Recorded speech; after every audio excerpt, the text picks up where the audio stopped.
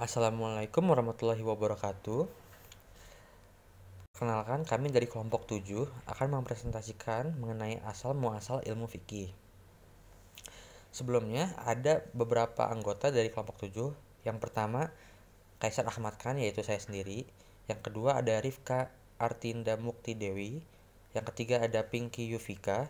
Yang keempat ada Fani Sulistiawan. Yang kelima ada Galuh Naura Sabrina. Yang keenam ada Sri Nani Herawati. Dan yang ketujuh ada Arkan Fajri Eka Putra. Adapun topik pembahasan kelompok 7. Yang pertama mengenai pengertian fikih, yang kedua mengenai pengertian usul fikih, yang ketiga mengenai hubungan fikih dan usul fikih, yang keempat mengenai sumber-sumber hukum Islam, yang kelima sejarah singkat yang dilalui fikih sesuai periode, dan yang keenam sejarah perkembangan ilmu fikih. Terakhir, ada sejarah usul fikih. Assalamualaikum warahmatullahi wabarakatuh. Perkenalkan, nama saya Fani Sulistiawan dari jurusan Pendidikan Geografi 2020 Fakultas Ilmu Sosial. Di sini saya akan menjelaskan tentang pengertian dari fikih.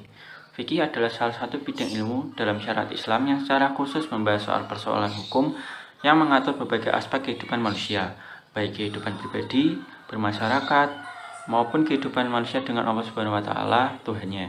Beberapa ulama fikih seperti Imam Abu Hanifah mendefinisikan fikih sebagai pengetahuan seorang muslim tentang kewajiban dan haknya sebagai hamba Allah. Fikih membahas tentang cara beribadah dan muamalah sesuai yang tersurat dalam Al-Quran dan Sunnah. Dalam Islam terdapat 4 mazhab dari Sunni yang mempelajari ilmu fikih. Seseorang yang sudah menguasai ilmu fikih disebut dengan faqih.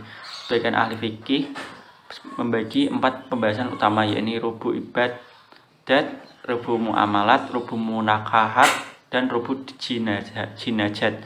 Namun sebagian ahli fikih lainnya membagi pembahasan fikih dalam 2 aspek, yaitu rubu ibadat dan rubu muamalat.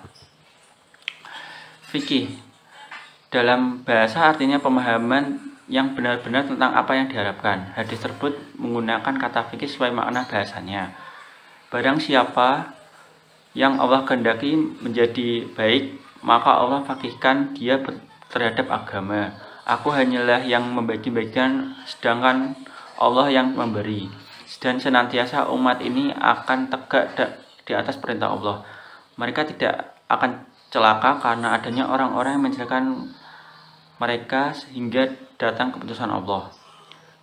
Fikih adalah masdar dari yakfahu yang berartinya paham. Fakuha dengan kaf berharakat dhammah artinya fik yang menjadi sifat alaminya. Dan faqaha yang artinya lebih dulu paham dari yang lain. Halo, perkenalkan, nama saya Galuh Naura Sabrina dengan NIM 73114212855 dari Prodi Manajemen. Yang kedua yaitu bagaimana dengan usul fikih. Sebelum membahas lebih lanjut tentang usul fikih, kita harus mengetahui terlebih dahulu apa itu usul fikih. Usul fikih berasal dari bahasa Arab yang terdiri dari kedua kata, yaitu kata usul dan kata fikih. Kata usul jamaknya memiliki makna pokok, dasar, dan asal, sedangkan fikih bermakna mengetahui atau paham. Jadi, usul fikih adalah ilmu yang mengkaji tentang dalil fikih berupa kaidah untuk mengetahui cara penggunaannya, mengetahui keadaan orang yang menggunakannya dengan tujuan mengeluarkan hukum amali dari dalil-dalil secara terperinci dan jelas. Dalam ilmu usul fikih terdapat objek yang dijadikan pembahasan, yaitu pembahasan tentang dalil, pembahasan tentang hukum, pembahasan tentang kaidah, dan yang terakhir pembahasan tentang ijtihad. Pembahasan yang pertama yaitu pembahasan tentang dalil. Pembahasan tentang dalil dalam ilmu usul fikih adalah pembahasan secara global. Usul fikih membahas macam-macam dalil, rukun atau syarat masing-masing dalil, kekuatan, serta tingkatan-tingkatannya. Yang kedua, pembahasan tentang hukum. Pembahasan tentang hukum dalam ilmu usul fikih adalah pembahasan secara umum. Tidak dibahas secara terperinci hukum setiap perbuatan. Hal ini meliputi pembahasan tentang macam-macam hukum dan syarat-syaratnya. Yang Ketiga, pembahasan tentang kaidah. Pembahasan tentang kaidah-kaidah ini digunakan sebagai jalan atau media untuk memperoleh hukum dari dalil-dalilnya.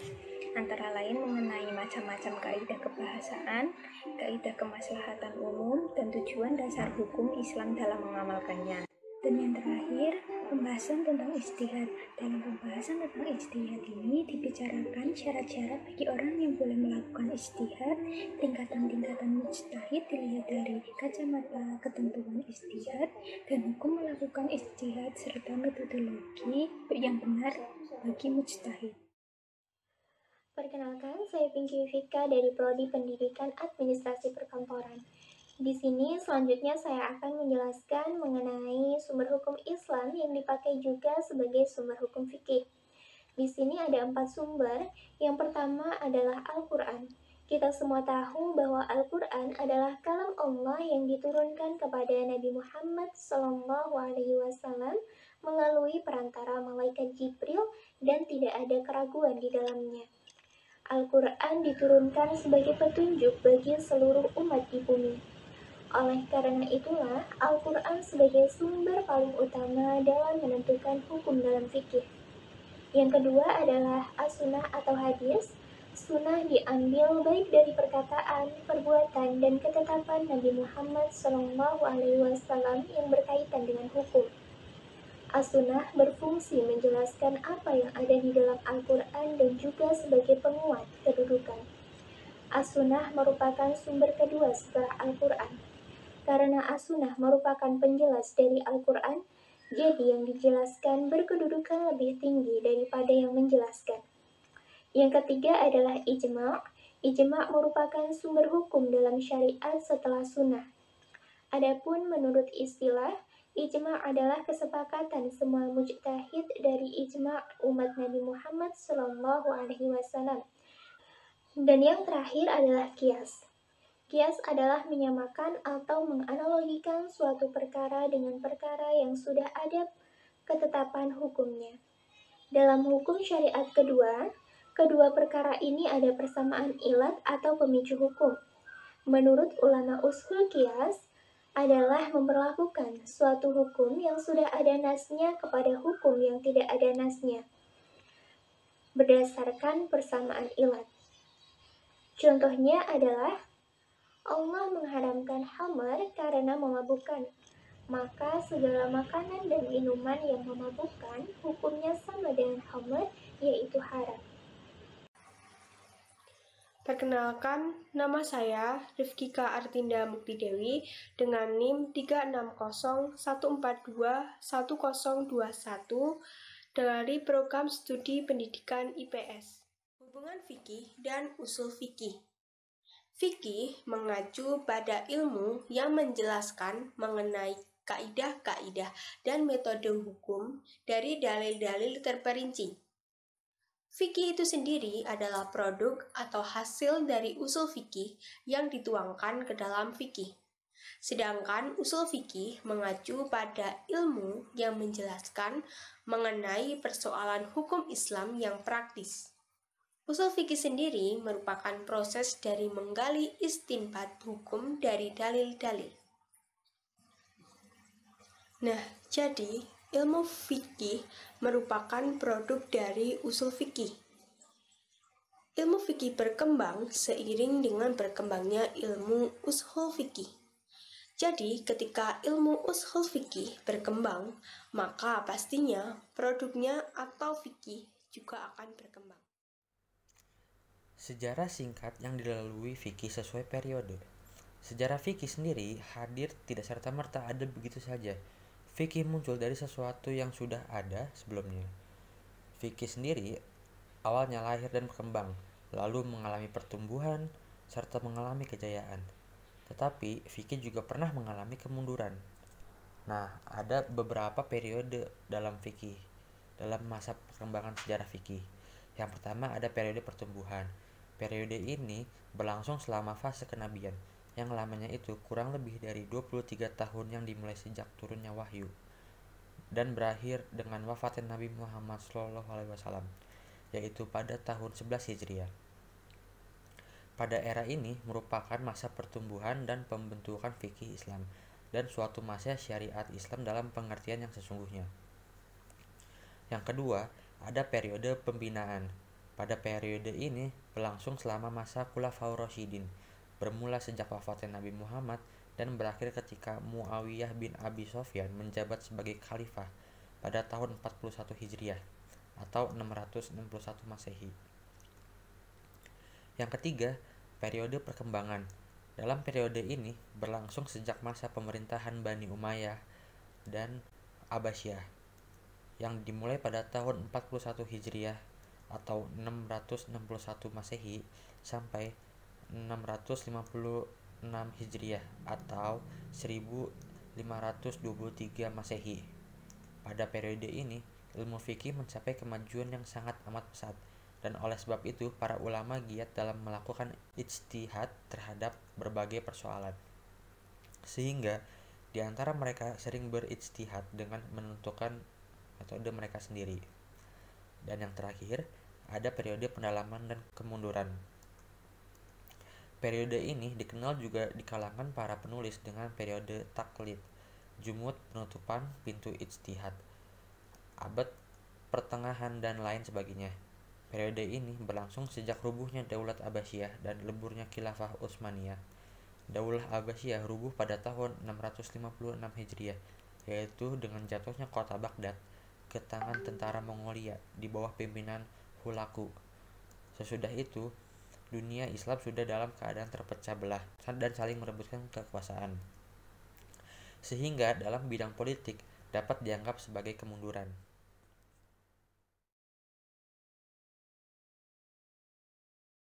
Assalamualaikum warahmatullahi wabarakatuh. Saya Arkan Fajri Eka Putra dengan NIM 7311421364 dari kelompok 7 yang akan membahas asal-muasal fikih. Sejarah perkembangan ilmu fikih. Pada awal mula datangnya Islam, fikih masih belum dikenal. Pada saat itu orang Islam hanya menekankan pada akidah Islam, yakni berupa kepercayaan kepada 6 rukun iman, diantaranya percaya kepada Allah, percaya kepada malaikat, percaya kepada nabi, percaya kepada rasul, percaya kepada kitab-kitab, dan percaya kepada hari kiamat, serta percaya kepada qada dan qadar. Sejarah perkembangan ilmu fikih ini mulai berkembang pada masa kepemimpinan Rasulullah SAW. Saat itu sudah berkembang tentang ilmu fikih. Dan ilmu fikih ini berkembang juga pada masa kepemimpinan Khulafaur Rasyidin seperti Abu Bakar As-Siddiq, Umar bin Khattab, Utsman bin Affan, dan Ali bin Abi Thalib. Setelah Khulafaur Rasyidin dilanjutkan oleh para tabi'in dan tabi'id serta para ulama ilmu fikih. Karena hukum ilmu fikih sangat penting. Karena ilmu fikih mengajarkan kita untuk mengetahui hukum-hukum ajaran ilmu fikih. Sebagai sebuah kedisiplinan ilmu yang mandiri dalam sejarah perkembangan ilmu fikih, proses pembentukan ilmu fikih melalui tahapan yang sangat panjang dan berurutan. Tahapan tersebut dibagi menjadi 4 tingkatan, yaitu periode pertumbuhan, periode pembinaan, periode kebangkitan, dan periode kemunduran. Keempat periode ini sangat berkaitan erat dalam perkembangan sejarah ilmu fikih di kalangan umat Islam di dunia dan sebagai pedoman hukum dan syariat juga tentang pentingnya belajar ilmu fikih. Yang pertama adalah periode pertumbuhan. Periode pertumbuhan ini terjadi dan berlangsung pada saat waktu kenabian yang fase terjadinya hampir lama, yaitu 23 tahun pada periode pertumbuhan ini. Periode ini dimulai sejak kebangkitan Nabi Muhammad SAW sejak turunnya wahyu Allah Subhanahu wa Ta'ala yang melalui perantara malaikat Jibril yang diturunkan kepada Nabi Muhammad dan berakhir pada saat Nabi Muhammad wafat pada tahun 11 Hijriah. Pada era ini merupakan fase pertumbuhan dan pembentukan ilmu fikih Islam, suatu fase atau masa turunnya syariat Islam dalam definisi yang sebenarnya. Yang kedua adalah periode pembinaan. Periode pembinaan ini berlangsung pada masa sahabat Nabi atau Khulafaur Rasyidin. Periode ini dimulai sejak Nabi Muhammad wafat pada tahun 11 Hijriah atau 632 Masehi dan berakhir pada masa Bani Umayyah pada masa kekhalifahan Muawiyah bin Abi Sufyan pada masa saat menjadi khalifah pada tahun 41 Hijriah atau 661 Masehi. Pada periode pembinaan tersebut, dalam konteks yang ada sumbernya, fikih memiliki 2 unsur terpenting yaitu Al-Quran dan Al-Hadis, serta ijtihad sebagai satu sumber pelengkap bagi sumber-sumber hukum yang ada. Yang ketiga adalah pada periode kebangkitan, yaitu periode yang berlangsung pada pemerintahan Bani Umayyah dan Bani Abbasiyah. Dalam catatan sejarah fikih Islam, periode ini berjalan dalam jangka waktu yang sangat lama dan panjang, yaitu mulai dari 41 Hijriah sampai dengan 656 Hijriah, atau dari 661 Masehi sampai 1528 Masehi.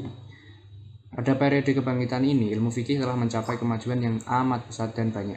Para ulama sangat tekun dan serius dalam melakukan ijtihad terhadap berbagai persoalan yang ada pada saat ini, terutama tentang syara' atau tentang hukum ilmu fikih. Dan yang terakhir adalah kemunduran ilmu fikih. Periode kemunduran ilmu fikih ini dimulai pada masa abad pertengahan 7 Hijriah sampai munculnya majalah Al-Ahqam Al-Adliyah atau hukum perdata kerajaan Turki Utsmani pada tanggal 26 Sya'ban 1293 Masehi. Assalamualaikum warahmatullahi wabarakatuh. Saya Sri Nani Herawati, NIM 21014 21016, Prodi Pendidikan Bahasa dan Sastra Indonesia. Sejarah usul fikih. Ilmu usul fikih abad 1 Hijriah sebelum berkembang menjadi disiplin ilmu atau ilmu yang tetap. Ilmu usul fikih muncul sejak abad 2 Hijriah dengan pembahasan yang bercampur baur dengan ilmu fikih. Alasannya, karena pada saat itu Nabi Muhammad dalam menetapkan suatu hukum masih selalu berpacu pada turunnya wahyu dan juga ilham dari Allah Subhanahu wa Ta'ala. Pada saat pertumbuhan awal pertama, ilmu usul fikih pada saat itu masih belum termasuk ilmu yang dapat berdiri sendiri. Pada saat itu, ilmu usul fikih masih bercampur baur dalam kitab-kitab fikih yang sering digunakan oleh fuqaha sebagai argumentasi dalam menetapkan hukum, serta digunakan untuk menjelaskan bagaimana cara mengambil hukum dari sebuah dalil-dalil yang dikemukakan.